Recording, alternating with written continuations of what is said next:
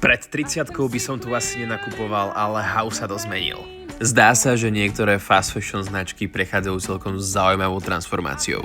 Neviem ako za vás, ale za mňa už house nepôsobil len ako značka pre tínedžerov. Za mňa tu začínajú byť celkom fajn dospelé nositeľné kúsky. Prvý outfit je taký everyday casual, svetlé modré džínsy, klasický rovný strih, ktorý je momentálne dosť trendy.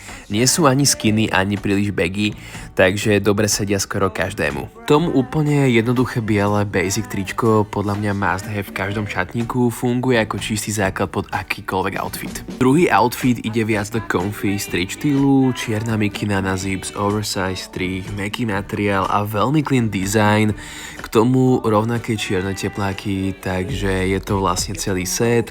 Také tie outfity, ktoré vyzerajú dobre, ale zároveň sú extrémne pohodlné, perfektné napríklad na cestovanie, víkend alebo dní, keď chceš byť v pohodlí a stále vyzerať upravene. A ten, kto ma dobre pozná, vie, že milujem žralokov, takže to nesmelo chýbať. Toto ma najviac pobavilo, narazil som tu aj na takéto pyžamové kúsky a papuče, takže ak chceš byť štýlový aj doma, house myslí aj na to. Čo, vy chodíte ešte do house?